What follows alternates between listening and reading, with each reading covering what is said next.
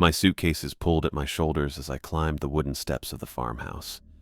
4 years in Chicago hadn't erased the muscle memory of these particular creaks and gaps between the boards. Each step brought back pieces of my childhood. The way the third board always groaned under pressure. How the porch railing needed a fresh coat of white paint. The scent of my mom's lavender bushes growing wild along the foundation. "Emily!" My mother's voice carried through the screen door before I even reached the top step. The door swung open, and Sarah Thompson rushed out, her face bright with the kind of joy I'd only seen in video calls for the past year. She wrapped me in a hug that smelled like flour and vanilla, the same combination that had greeted me every day after school. "Let me look at you." She held me at arm's length, scanning my face with the intensity only mothers possessed. "You look tired, sweetheart, but good, really good." My father appeared behind her, wiping his hands on a dish towel. Robert Thompson had aged in the 4 years since I'd left for college, though I couldn't pinpoint exactly how. Maybe it was the deeper lines around his eyes, or the way his brown hair had more gray threaded through it. He pulled me into one of his bear hugs, the kind that always made me feel like I was 8 years old again. "Welcome home, kiddo." His voice carried that steady warmth I'd missed more than I'd admitted to myself. "How was the drive from Chicago?" "Long," I said, setting down my bags and stretching my back. I forgot how much empty space exists between here and civilization. They both laughed, and the sound filled the porch and made the whole place feel more alive. We stood there for a moment, the three of us together again for the first time since Christmas break my sophomore year. Video calls and occasional visits home had kept us in touch, but nothing compared to actually being here, breathing the same air, being in the same place. "Come on," Mom said, picking up one of my suitcases. "Let's get you settled. Your room is exactly how you left it." Walking through the front door felt like stepping into a time capsule. The living room still had the same burgundy couch, the same oak coffee table my dad had built when I was 10, the same collection of family photos covering the mantel above the fireplace. Everything looked smaller than I remembered, the way childhood homes always do when you return as an adult. But it also felt solid and permanent in a way my Chicago apartment never had. My parents took me through the rooms I knew by heart, pointing out small changes, new curtains in the kitchen, a fresh coat of paint in the hallway, while I nodded and made appreciative sounds. They were trying so hard to make everything feel normal and welcoming. Part of me appreciated the effort, but another part felt off balance, like I was visiting a museum of my own life rather than coming home. "We'll let you get settled," Dad said when we reached the bottom of the stairs. "Dinner's in an hour if you're hungry." "I'll call you down," Mom added, already heading toward the kitchen. "Take your time." I climbed the stairs to my old bedroom, my footsteps muffled by the runner my grandmother had crocheted decades ago. The hallway felt narrower than I remembered, the ceiling lower. Everything about this place seemed designed for a smaller version of myself. My bedroom door stood open, revealing the space I'd abandoned 4 years ago. Mom hadn't been kidding. Everything remained exactly as I'd left it. My twin bed with its blue and white quilt, the desk where I'd struggled through high school homework, the bookshelf packed with novels I'd devoured between the ages of 12 and 18. Even my bulletin board still displayed photos from senior year, pictures of friends whose names I now had to think twice to remember. I put my suitcases on the bed and began unpacking. Clothes went into the dresser I'd had since middle school. Toiletries arranged themselves on top of the vanity that had belonged to my grandmother. Each item I placed felt like I was negotiating between who I'd become in Chicago and who I'd been in this room. The process took longer than it should have, partly because I kept getting distracted by rediscovered possessions, but mostly because something felt wrong in a way I couldn't identify.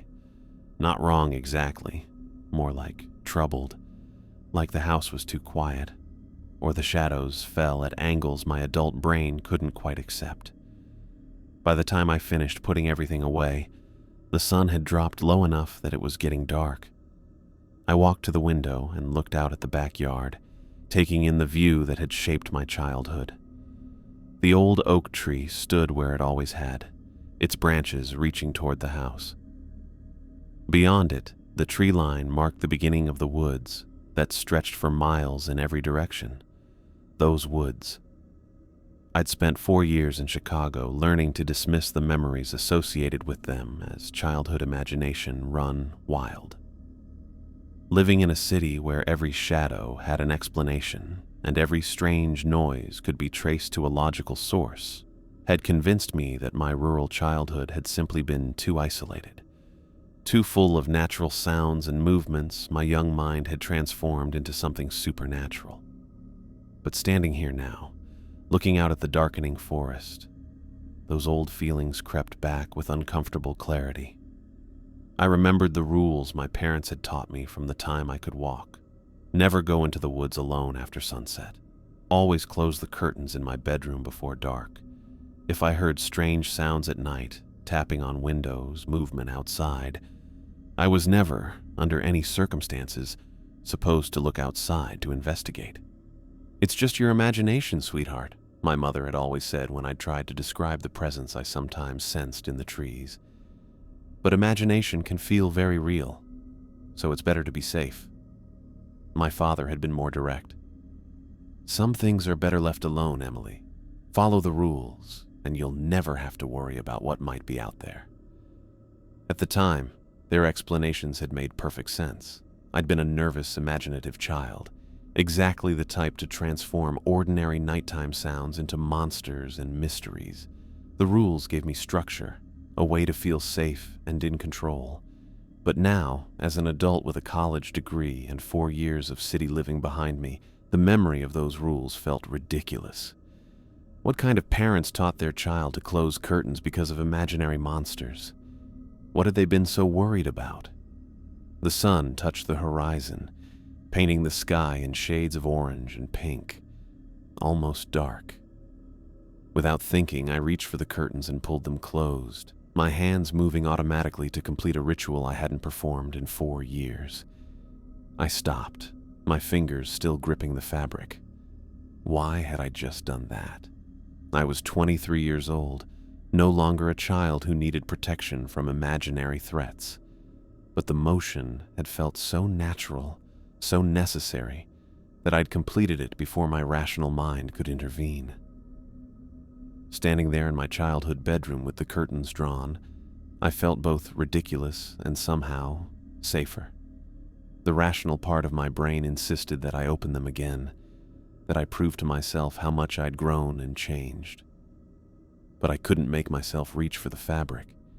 Instead, I turned away from the window and continued organizing my belongings, telling myself that keeping the curtains closed was just a harmless nod to old habits. It didn't mean anything. It didn't mean I still believed in whatever had scared me as a child. Mom called me down for dinner an hour later, and I spent the evening catching up with my parents over pot roast and mashed potatoes. We talked about my job prospects, about college friends, about their plans for expanding the vegetable garden this year. Normal, comfortable conversation that helped settle the strange mood that had taken over me upstairs. By 10 o'clock, I was genuinely tired from the long drive and the emotional weight of returning home. I hugged my parents goodnight and climbed the stairs to my room, looking forward to sleeping in my childhood bed for the first time in years. I changed into pajamas and brushed my teeth in the small bathroom I'd shared with guests during my teenage years. Everything about the nighttime routine felt comfortable. Maybe I'd been overthinking things earlier. Maybe coming home was exactly what I needed after the stress of graduation and job searching. I got into bed with a book, planning to read until my eyes got heavy. The mattress felt smaller than I remembered, but comfortable in the way that only known places can be. Outside, I could hear the usual nighttime sounds of rural Montana, wind moving through the trees, the distant call of an owl, the settling sounds of an old house cooling down after a warm day. I read for about an hour, letting the story pull me away from the day's tensions. Eventually, my eyelids grew heavy enough that I marked my place and turned off the bedside lamp. The room fell into the complete darkness that only exists far from city lights, a blackness so total it seemed solid. I lay there, listening to the quiet sounds of the house around me, waiting for sleep to come. The transition between waking and sleeping had always been easy for me in this room. Some combination of the known surroundings and the clean country air had always helped me drift off quickly. But tonight, sleep stayed just out of reach. Maybe it was the excitement of being home, or the way my internal clock was still adjusted to city schedules. I rolled over, pulling the quilt up to my chin, and tried to empty my mind of everything except the comfortable weight of tiredness in my limbs. That's when I heard it. Tap, tap, tap. The sound came from the direction of my window, soft but distinct. 3 deliberate knocks against the glass, spaced about a second apart. My entire body went rigid. The sound came again, tap, tap, tap, and suddenly I was 8 years old again, hiding under these same covers while something moved around outside my window. I held my breath, waiting for the sound to repeat or fade away. Maybe it was a branch blown against the glass by the wind. Maybe it was some kind of insect.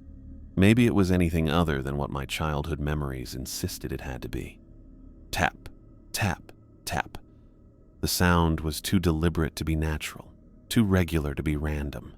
It followed the same pattern I remembered from childhood.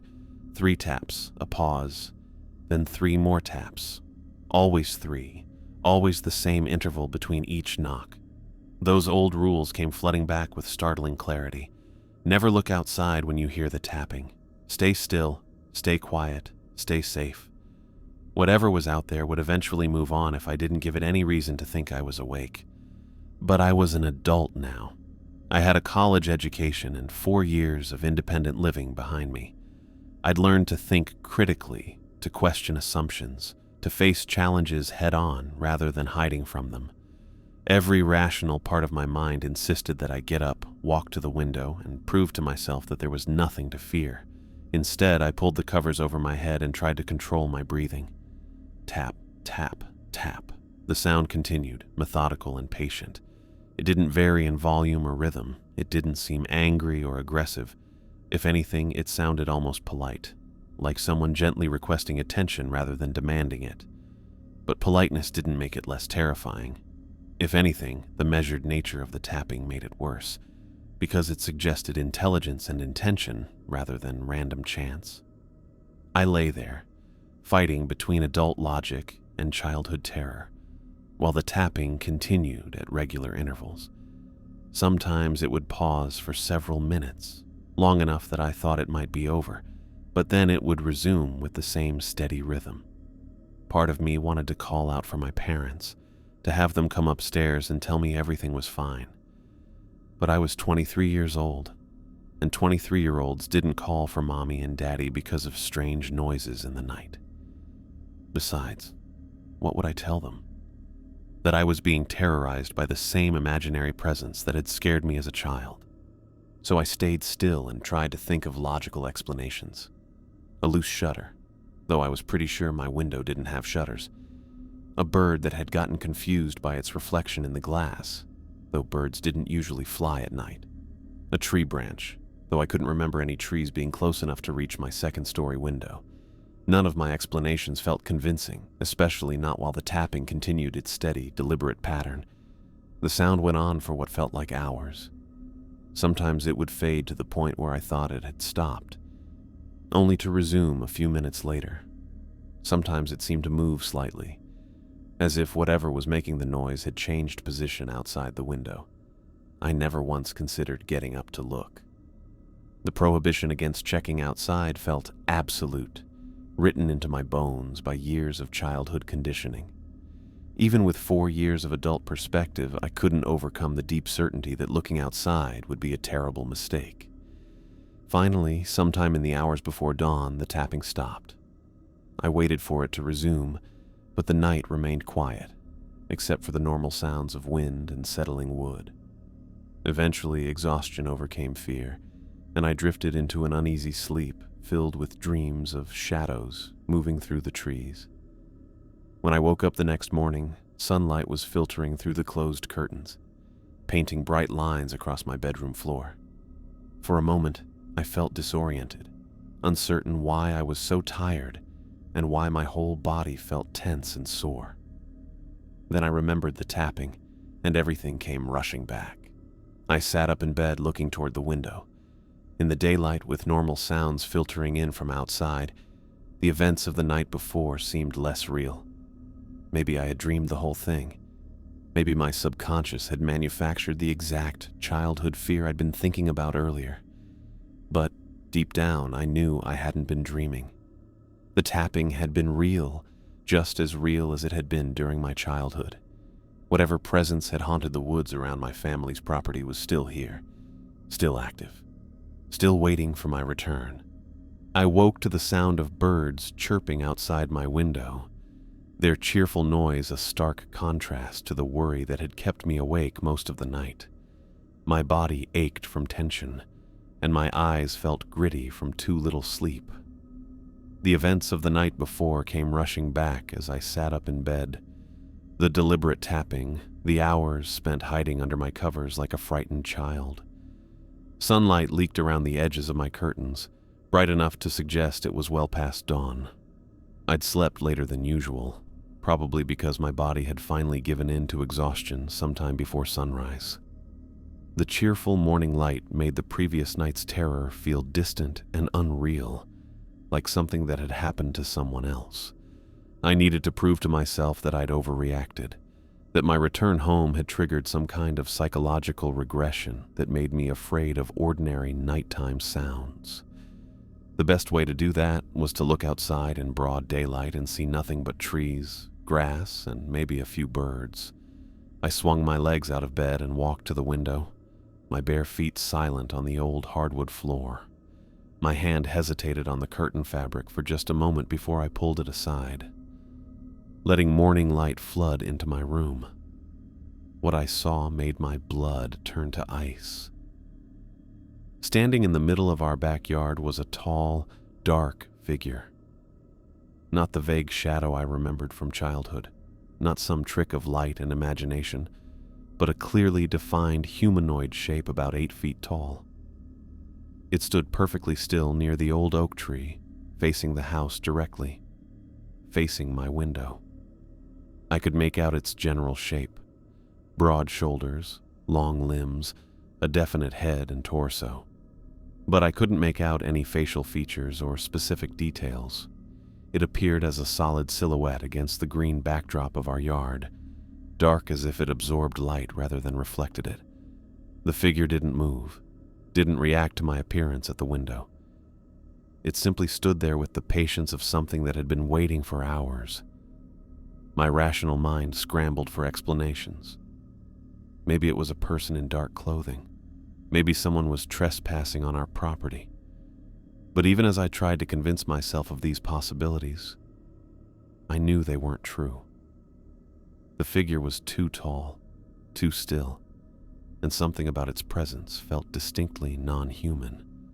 This was the entity from my childhood, the source of the tapping, the reason for all those rules my parents had drilled into me.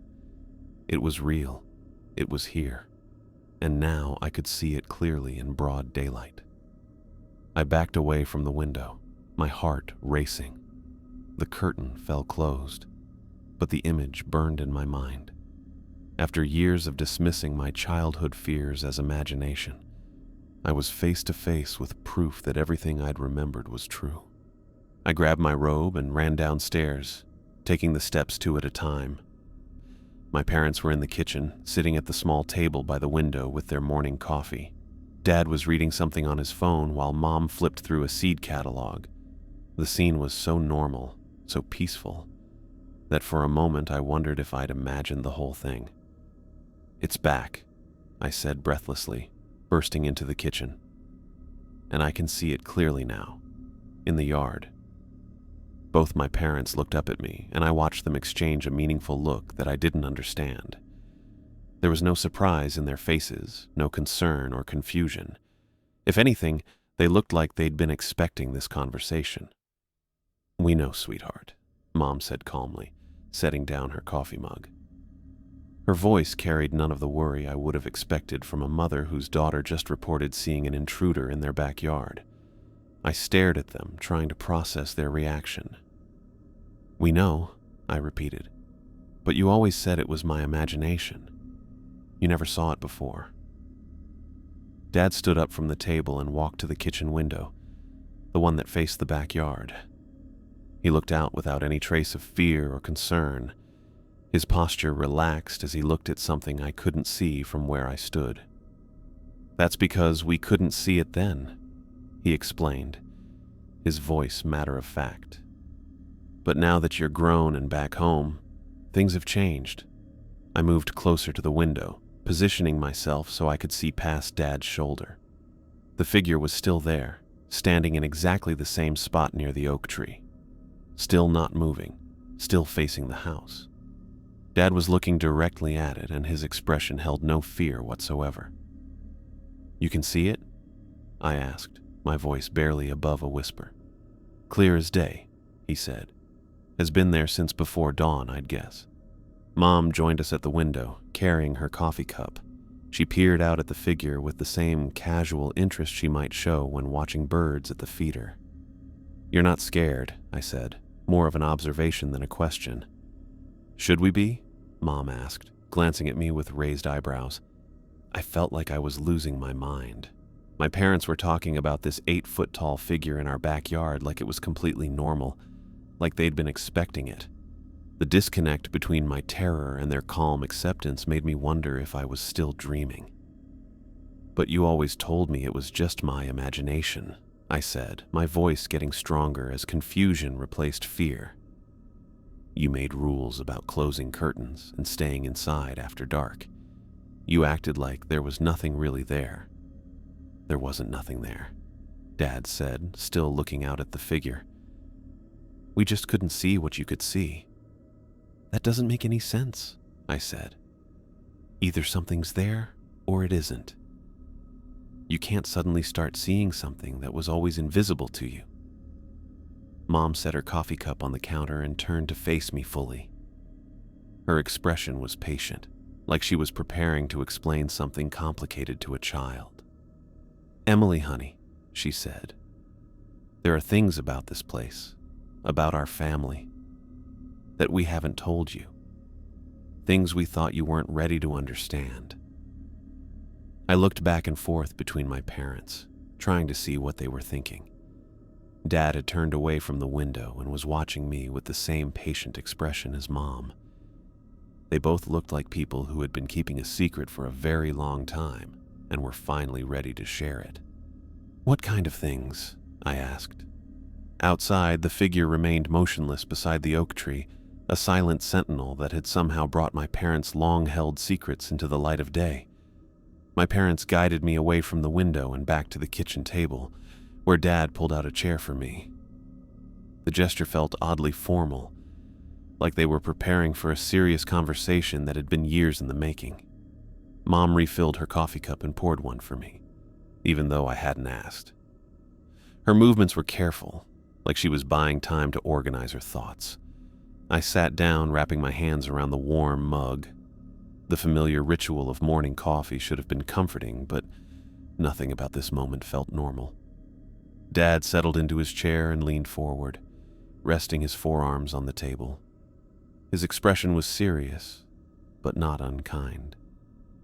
Mom took the seat across from me, her fingers wrapped around her own mug like she needed something to hold on to. "The entity in the woods," Dad began, his voice steady and measured, "isn't something to fear, Emily. It's a guardian that's been protecting our family for over a century." The words hit me hard. Guardian. Protecting. Everything I'd believed about my childhood, about the terror that had shaped so many of my early memories, fell apart in an instant. "Your great-great-grandfather first encountered it when he settled this land in 1892, Mom continued, her voice taking on the cadence of a story she'd told before, though never to me. It's been watching over our family ever since." I stared at them, trying to process what they were telling me. The creature that had haunted my nightmares, that had sent me running to their bedroom countless times as a child, was supposed to be protecting me. "But I was terrified of it," I said, my voice barely above a whisper. "For years, I was absolutely terrified." "We know," Dad said gently, "and that fear served a purpose." Mom reached across the table and covered my hand with hers. Her touch was warm and familiar, but it did nothing to ease the vertigo I felt as my understanding of reality shifted beneath me. "Children can always see the entity because they need protection," she explained. "But adults only gain the ability to see it when they return home to potentially continue the family line." I pulled my hand back, needing space to think. "Continue the family line," I repeated. "You mean having children?" "Not necessarily," Dad said. "More like accepting responsibility for maintaining the relationship, for understanding what it means to be part of this place." I stood up from the table and walked back to the kitchen window, needing to look at the figure again. It remained exactly where it had been, motionless beside the oak tree. But now, knowing what my parents had told me, its presence felt different, less threatening, more like watching, waiting. "The rules you taught me," I said, still looking outside. Closing the curtains, staying inside after dark, never looking outside when I heard the tapping. "Those weren't meant to keep the entity away," Mom said behind me. "They were meant to show respect and avoid disturbing its work." I turned back to face them. "Its work?" "Protecting us," Dad said simply. "Making sure nothing harmful gets too close to the house or the family." The memory of countless nights spent cowering under my covers took on a completely different meaning. All those hours of terror, all that childhood anxiety, and the entity had been trying to keep me safe. "The tapping isn't threatening," Dad continued, his voice patient as he watched me struggle with this new reality. "It's the entity checking on you, making sure you're safe." I sank back into my chair, feeling like the ground had shifted beneath me. Every assumption I'd made about my childhood, every explanation I'd given myself for the fear that had shaped my early years, was wrong. "This is impossible," I said, shaking my head. "You can't just tell me that everything I believed was backwards." "We're not saying your fear was wrong," Mom said carefully. "Fear kept you safe. It kept you from doing anything dangerous, from venturing out when you shouldn't have." "But why didn't you tell me this as a child?" The question came out sharper than I'd intended, laced with years of confusion and nights spent terrified of something that was actually protecting me. Mom and Dad exchanged another look, and I could see them communicating in that wordless way that couples develop after decades together. Dad nodded slightly, and Mom took a deep breath. "Because children need to learn caution first," she said. "Fear keeps them safe until they're old enough to understand the truth." "So you let me be terrified for years," I said, feeling a flare of anger. "You let me think there was some monster in the woods that wanted to hurt me." "The caution wasn't misplaced," Dad said, his voice remaining calm. "There are things in those woods that could hurt you. The entity protects us from them. But that doesn't mean the danger isn't real." I stared at him, trying to parse the implications of what he was saying. "Other things? What other things?" "Wild animals, for one," Mom said. "People who might mean harm. Natural hazards like the old mine shafts and unstable ground near the creek. But more than that," Dad added quietly. "This land has a history, Emily. Not all of it good. Not all of it safe." The kitchen fell silent except for the ticking of the clock on the wall and the distant sound of birds outside. I could feel the weight of generations pressing down on me. All the secrets that had been kept, all the knowledge that had been passed down through whispered conversations and careful omissions. "How long have you been able to see it?" I asked. "Since we inherited the property from my father," Dad said. About 25 years now. And you never thought to prepare me for this? Mom's expression softened with something that looked like regret. We thought about it. Many times. But the timing never felt right. You went away to college, started building a life in Chicago. We weren't sure you'd ever come back to stay. And if I hadn't come back, then the entity would have continued protecting the property until the next generation, Dad said. It's been waiting a long time. It can wait longer if necessary. I looked out the window again, studying the still figure. Now that I knew what it was, or what my parents claimed it was, I tried to see it differently. Instead of a threat, a guardian. Instead of something to fear, something that had been keeping me safe my entire life. The mental change felt impossible, like trying to see an optical illusion in reverse. Years of conditioning had trained me to associate that presence with danger and terror. Changing that association would take more than a single conversation, no matter how eye-opening. What happens now? I asked. Now you decide, Mom said. Whether you want to learn more about your family's history, about the responsibility that comes with this place. And if I decide I don't want any part of it, then you go back to Chicago, Dad said simply. The entity will understand. It always has. I turned away from the window and looked at my parents. Really looked at them.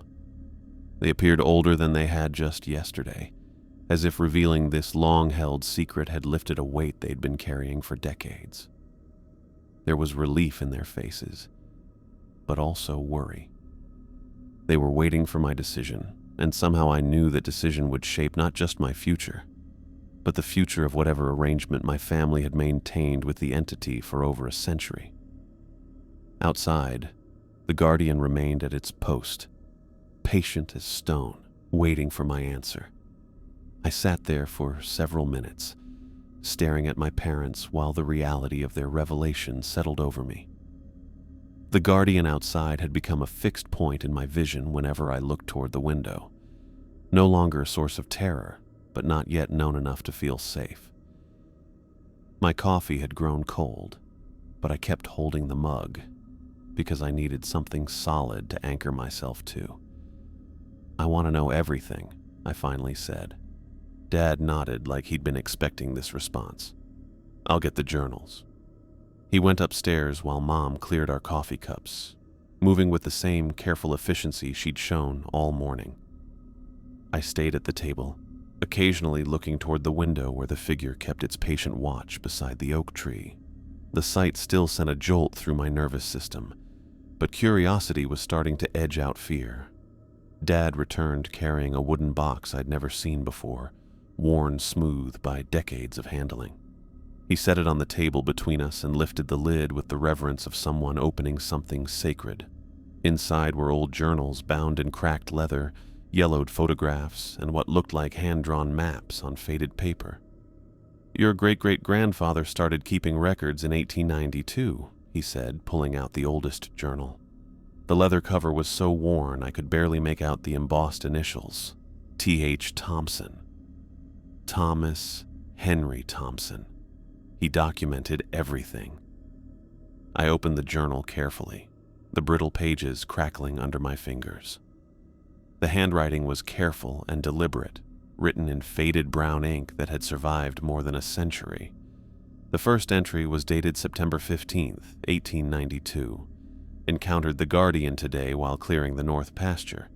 Stood near 8 feet tall. Dark as shadow, but solid as stone. Did not approach when I saw it, but watched from the tree line. Mary thinks I'm seeing things, but I know what I witnessed. Will continued to observe. I looked up at my parents. He called it a guardian from the very beginning. Keep reading, Mom said softly. I turned the pages, finding entries scattered throughout that talked about encounters with the entity.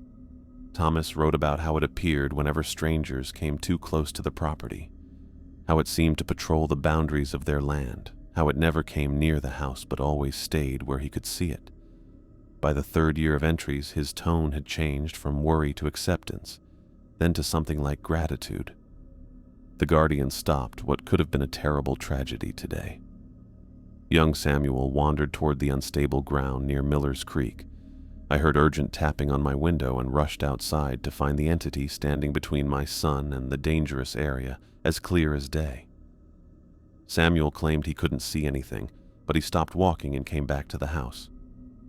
I understand now that we are not alone on this land, and we are safer for it. Samuel was your great-grandfather, Dad explained. He wrote the next batch of journals. I spent the rest of that morning reading through 4 generations of records. Each Thompson man had written about the Guardian's presence, describing how it protected the family from dangers both obvious and subtle. Samuel wrote about hunters who'd gotten lost in the woods after setting traps too close to the house, coming out days later with no memory of their time missing. My grandfather described thieves who tried to break into the barn only to be found the next morning 3 miles away with broken bones and confused stories about running through darkness that seemed to chase them. The most disturbing entry came from my grandfather's journal, dated 1954. A traveling salesman tried to force his attentions on Eleanor yesterday while I was in town. She managed to get into the house and lock the door, but the man was persistent, pounding on the door and windows. This morning we found him wandering along the main road, his clothes torn and his mind completely blank about the previous day. When questioned by Sheriff Morrison, he couldn't remember his own name, let alone what he'd done here. Eleanor says she heard sounds outside all night, not the usual tapping, but something more urgent. The Guardian protects us in ways we may never fully understand. I looked up at Mom, who was watching me red with patient attention. Eleanor was your mother-in-law? My grandmother, she corrected. And before you ask, yes, similar things have happened during our time here. The Guardian's protection isn't limited to supernatural threats. Over the next 2 days, I learned about the family history my parents had kept hidden for so long. They showed me photographs dating back to the early 1900s, and in several of them I could make out a dark shape in the background, sometimes near the tree line, sometimes closer to the house, but always there. My great-grandfather had been the first to try photographing the thing directly, with mixed results. Most pictures showed nothing but empty space, but a few captured a dark figure that proved what the journals said. The most important story Dad shared came on the second day, while we sat in the living room looking through a photo album from my childhood. He stopped at a picture of me at 7 years old, grinning gap-toothed in our backyard with my arms spread wide like I was trying to hug the whole world. This was taken the day before the well incident, he said quietly. I studied the photo, trying to remember that specific day, but it blended with dozens of other summer afternoons from my childhood. The well incident? Dad set the album aside and turned to face me fully. You were playing outside after dinner, running around the yard like you always did. Your mother and I were cleaning up in the kitchen, and we could see you through the window. Everything seemed normal. He paused, and I could see him organizing the memory, deciding how much detail to share. Then I heard the tapping. Not the usual nighttime tapping on your bedroom window, but frantic, urgent tapping on the kitchen window. Rapid and insistent. I looked outside and saw the Guardian standing near the old well behind the house, and you were walking straight toward it. The blood drained from my face as I realized what he was telling me. The old well had been boarded over for as long as I could remember, but I knew from family stories that it was deep and dangerous. My grandfather had covered it after a calf had fallen in and drowned when Dad was a teenager. You were maybe 10 feet away from the edge, Dad continued, walking toward it like you were in a trance, completely unaware of where you were going. The Guardian was positioned between you and the well, but you kept moving. That's when the tapping became so urgent I couldn't ignore it. I tried to remember this incident, but I found nothing. No memory of walking toward the well, no recollection of being in danger, no awareness that I'd been saved from potentially falling into a deep hole that could have killed me. I ran outside and called your name, Dad said. You stopped immediately and looked around like you were surprised to find yourself there. When I asked what you were doing, you said you thought you'd heard something calling your name from that direction. That's when we instituted the rule about coming inside before dark, Mom added from the doorway where she'd been listening. We realized the Guardian could protect you from external threats, but we needed rules to keep you from wandering into danger yourself. This news hit me hard. I'd spent years being angry about those childhood rules, feeling like my parents were being overprotective and controlling. Now, I understood they'd been trying to keep me from accidentally walking into situations where even the Guardian's protection might not be enough. How many times? I asked. How many times did it save me without me knowing? We're not sure, Dad admitted. The tapping didn't always mean imminent danger. Sometimes it seemed like a general warning, sometimes a specific alert. We learned to pay attention to the patterns over the years. That afternoon, I began what would become a daily ritual. I sat by my bedroom window, no longer hiding behind closed curtains, and watched the Guardian move around our property. It never came near the house during daylight hours, but I could track its movement along the tree line that marked the boundaries of our land. It moved with purpose, following what seemed to be an established patrol route that took it around the entire area of our property. The thing's movements were careful and methodical, like a soldier walking guard duty. It would pause at certain points near the old well by the gate that led to the main road, at the corner where our fence met the neighbor's property line, and stay still for several minutes before continuing. I began timing these pauses and found they followed a consistent pattern, as if the Guardian had identified specific locations that needed extra attention. From my window, I could see perhaps half of its route. When it disappeared behind the barn or moved to the far side of the property, I lost visual contact, but I never lost the sense of its presence. Even when I couldn't see the Guardian, I could feel it there, a constant awareness that had probably been with me my entire life, but which I was only now learning to recognize. On the second evening, as I sat watching the tree line where the Guardian would soon appear for its nighttime patrol, I realized something had changed in how I experienced our property. The woods no longer felt threatening or unknown. They felt protected, watched over. The darkness that had once filled me with dread now seemed like a blanket of security, knowing that something old and powerful was keeping watch over everything I'd ever called home.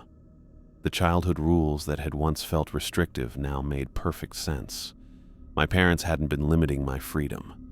They'd been teaching me to work in partnership with a protector I was too young to understand. The fear that had shaped so many of my early memories hadn't been misplaced, but it had been incomplete. I'd sensed the Guardian's power without understanding its good intentions.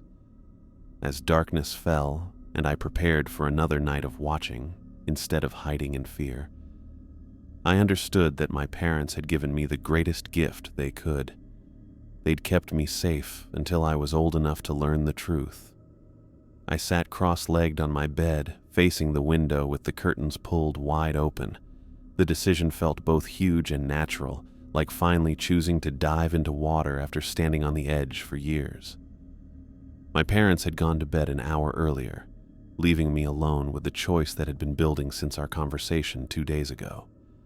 The familiar sound began just after 10 o'clock. Tap, tap, tap. 3 deliberate knocks against the glass, spaced exactly 1 second apart. My body tensed automatically, decades of conditioning trying to pull me back into the old pattern of hiding under covers and waiting for it to stop. But tonight, I forced myself to remain sitting upright, looking directly out the window. The Guardian stood in its usual position near the oak tree, exactly where I'd been watching it patrol during daylight hours. Even in the darkness, its tall figure was clearly visible against the lighter background of the yard. 8 feet of solid presence, motionless except for whatever part of it was creating the tapping sound against my second-story window. I waited for something to happen, for the entity to vanish now that I was looking directly at it, or for some wave of terror to overwhelm me like it had throughout my childhood.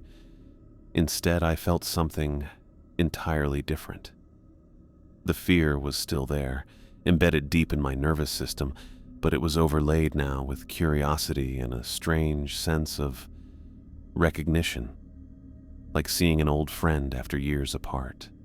The tapping continued with its patient rhythm. 3 taps, pause, 3 taps, pause. I watched the figure and realized it never moved during the tapping sequences. It remained perfectly still, as if the sound was being produced by some method I couldn't see or understand. After several minutes of this pattern, I made another decision that would have been impossible just days ago. I raised my hand and tapped 3 times on the window glass, matching the entity's rhythm. The effect was immediate. The guardian stopped its tapping and took a single step closer to the house. Not threatening or aggressive, just closer. Maybe 20 feet away now instead of 30. Close enough that I could make out more details of its shape, the way its shoulders held a slight forward lean, how its arms hung at its sides with a relaxed rather than menacing posture. I tapped again. 3 deliberate knocks on the glass. The entity responded by taking another step closer, now standing just beyond the flower bed my mother had planted beneath my window.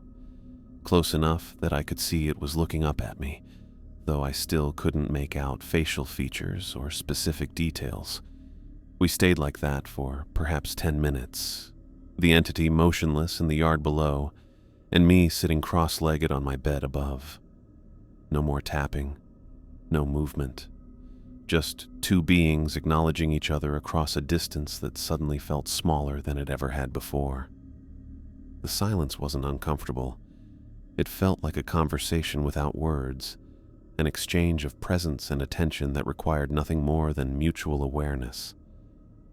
When the guardian finally moved, it was to resume its patrol route around the property perimeter. But something had changed. The interaction felt like an introduction, a formal acknowledgement that the rules of our relationship were changing. I remained at the window until the entity disappeared behind the barn, following the path I'd mapped during my daylight observations. The next night, I was waiting at the window before the tapping even began. This time, when the familiar sound started, I immediately tapped back. 3 knocks, just like the previous evening. The guardian moved closer again, stopping at almost the exact same spot as the night before. But tonight, after the mutual tapping exchange, it tried something different. 2 slow, deliberate taps. A pause. Then 2 more taps. I stared down at the figure, trying to understand what had changed. The pattern was different from the usual 3-tap sequence I'd been hearing since childhood. After a moment's hesitation, I tapped twice on my window glass. The entity remained motionless for several long seconds, then moved 1 step back from the house. Not retreating exactly, but positioning itself slightly further away. It seemed to wait there, as if judging my reaction to this new element in our communication. I tapped twice again, and the guardian took another step back, returning to its original position near the oak tree. The message felt clear somehow, though I couldn't have explained the logic behind my interpretation. 2 taps seemed to mean something like, "all is well," or "no concern." A signal that whatever the entity was monitoring had been checked and found safe. Over the following nights, we expanded this basic vocabulary. 3 taps, I learned, showed something requiring attention. When the guardian gave 3 sharp taps, and I responded with 3 of my own, it would move toward whichever section of the property boundary needed checking. I began to understand that my response wasn't just acknowledgement. It was permission or cooperation in whatever protective work the entity was doing. On the 4th night of our communication experiments, I saw the guardian demonstrate a 3rd pattern. Rapid tapping, maybe 6 or 7 quick strikes against the glass in the space of 2 seconds. This wasn't directed at me, though. The entity was facing the far side of our property, toward the section of fence that bordered the main road, and the urgent tapping felt like a warning or alert about something beyond my range of vision. I pressed my face close to the window, trying to see what had triggered this response, but the darkness beyond our yard showed nothing. The guardian held its position for several minutes, motionless and alert, before the rapid tapping stopped. Whatever had caused the urgent signal had apparently moved on or been resolved. The pattern became clear through repetition.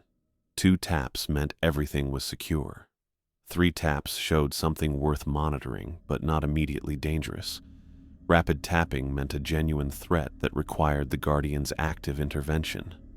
By the end of the week, sitting at my window had become as natural as any other evening routine. The fear that had dominated my childhood responses to the tapping was still present, but it had turned into something more like respect mixed with gratitude. I understood now that every night of my life, this old presence had been checking on my safety, making sure I was secure before continuing its patrol of our property boundaries. The entity never came closer than that spot just beyond the flower bed. It seemed to understand that this distance represented the appropriate boundary between us, close enough for clear communication, far enough to maintain the respectful separation that had characterized our family's relationship with it for over a century. Most remarkable was the sense of intelligence and intention I felt during these interactions. The Guardian wasn't just following some mindless routine or responding to simple stimuli. It was actively communicating, adapting its behavior based on my responses, showing a level of awareness and consideration that spoke to something far more complex than I'd ever imagined. During one particularly clear night, as we went through our now familiar exchange of tapped signals, I felt something I could only describe as wisdom coming from the figure below. Not words or specific thoughts, but a deep sense of knowledge built over decades of watching and protecting. The entity had been present for births and deaths, celebrations and tragedies, quiet everyday moments and times of crisis. It had watched 4 generations of my family grow up in this house, and now it was patiently teaching me to understand the role I might play in continuing that legacy. The most significant moment came on the 7th night of our communication practice. After our usual exchange of signals, the Guardian did something it had never done before. It moved to the center of the yard, directly below my window, and looked up at me for a long moment. Then it placed what appeared to be its hand against the trunk of the oak tree. The message felt clear, though I couldn't have explained how I understood it. The tree, the land, the house, the family, everything was connected. The Guardian wasn't just protecting us. It was part of the same network of relationships that included the property itself, the generations who had lived here, and the responsibility that came with being steward of this place. When I knocked gently on the window glass, not a signal pattern, just a soft acknowledgement, the entity lowered what I took to be its hand from the tree trunk and resumed its normal patrol route. But something had been established between us that night, a level of communication that went beyond the simple code we'd developed. I found my parents in the kitchen the next morning, sharing coffee and what looked like knowing smiles. Dad was reading something on his phone while Mom flipped through a magazine, but both of them looked up when I entered with an expression I couldn't quite identify. "Sleep well?" Mom asked, though her tone suggested she already knew the answer.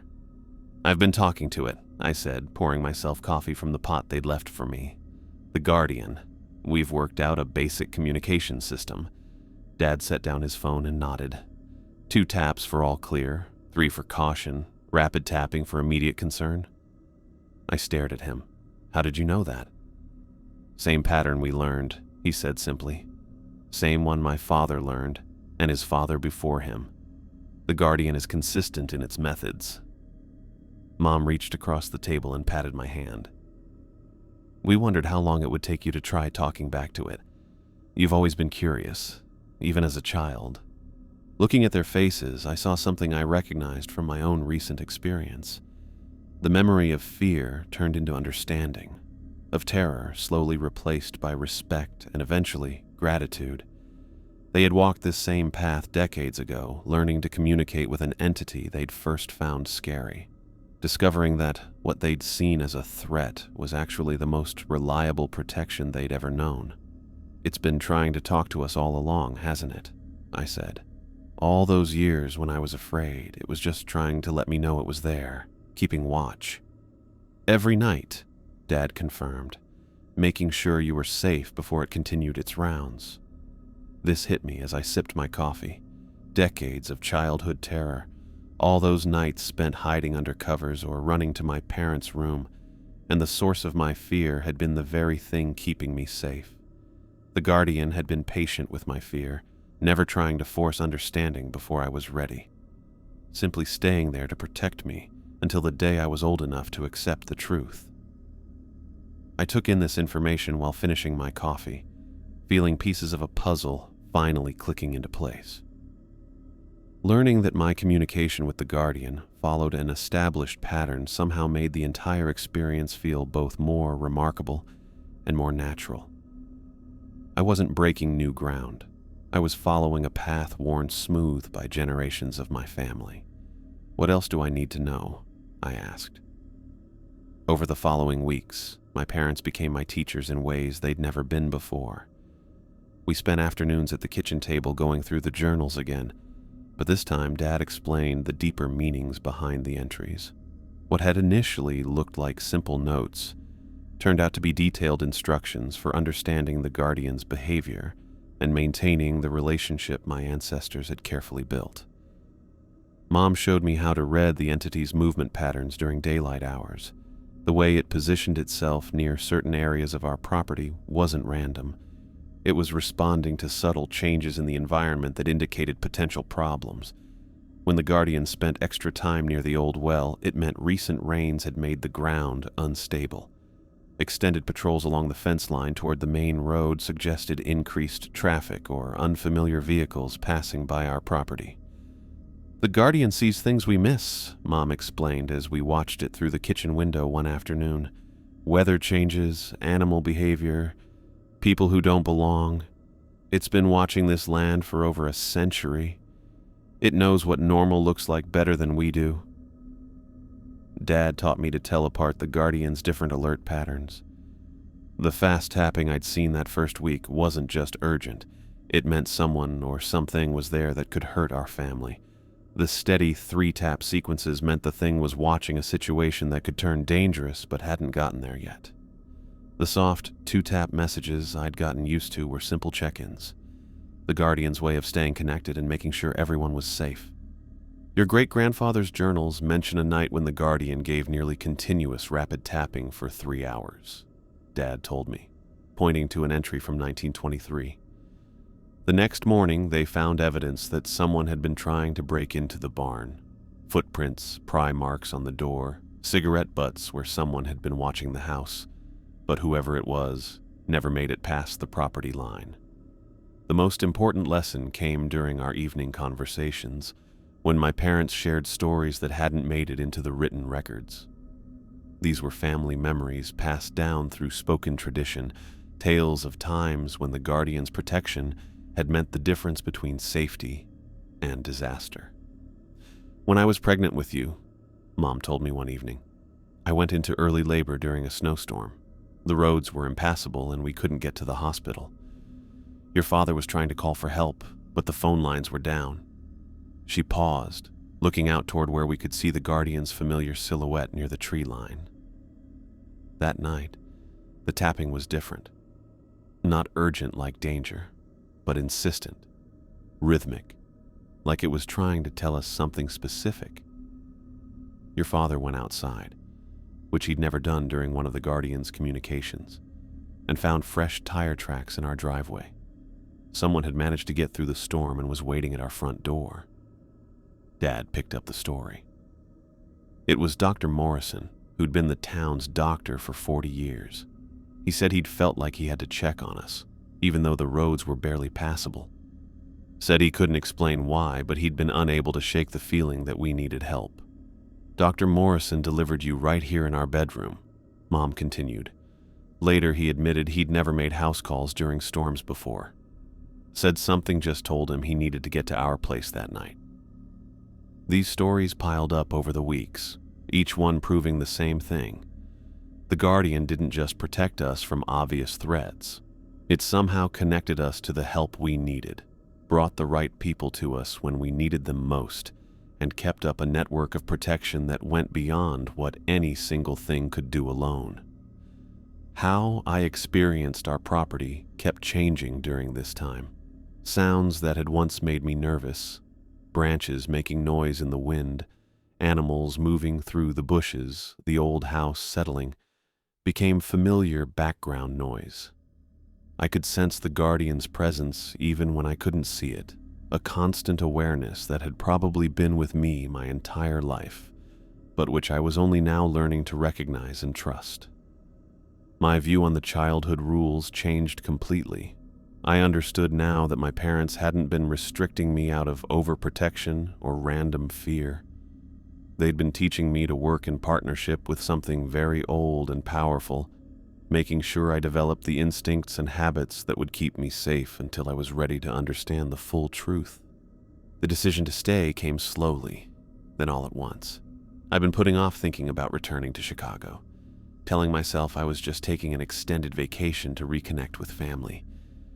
But as the weeks passed and my understanding of the guardian's role got deeper, the idea of leaving began to feel impossible. Chicago represented the life I'd built as an independent adult, my apartment, my social circle, my career prospects. But that life suddenly felt thin and incomplete compared to the depth of purpose I was discovering here. The guardian's protection wasn't just about physical safety, it was about being part of something larger than myself, connected to generations of family history and responsibility that stretched back over a century. "I want to stay," I told my parents one morning over breakfast. The words felt both momentous and inevitable, like finally speaking a truth I'd been carrying for weeks. Mom reached across the table and squeezed my hand. "We hoped you would, but we weren't going to pressure you. This has to be your choice." "What about your job?" Dad asked. "Your apartment?" "I can work remotely," I said, though I hadn't actually confirmed this with my employer yet. "Most of what I do is computer-based anyway. And the apartment," I shrugged. "It was never really home. Not like this." The practical arrangements fell into place easier than I'd expected. My boss agreed to a remote work arrangement after I explained I needed to help care for aging parents. Not entirely false, though not the complete truth either. My roommate was happy to take over my lease, and most of my possessions fit easily into a rental truck for the drive back to Montana. But the most important change was inside me. The guardian's presence, which had scared me as a child and amazed me as an adult returning home, was becoming simply part of my daily reality. I found myself changing my routines to work around its patrol schedule, closing curtains not out of fear, but out of respect for its work, listening for the quiet sounds that told me where it was around our property. The tapping at my window changed from a communication system into something more like a conversation. Different patterns meant different things, and I learned to respond the right way to each one.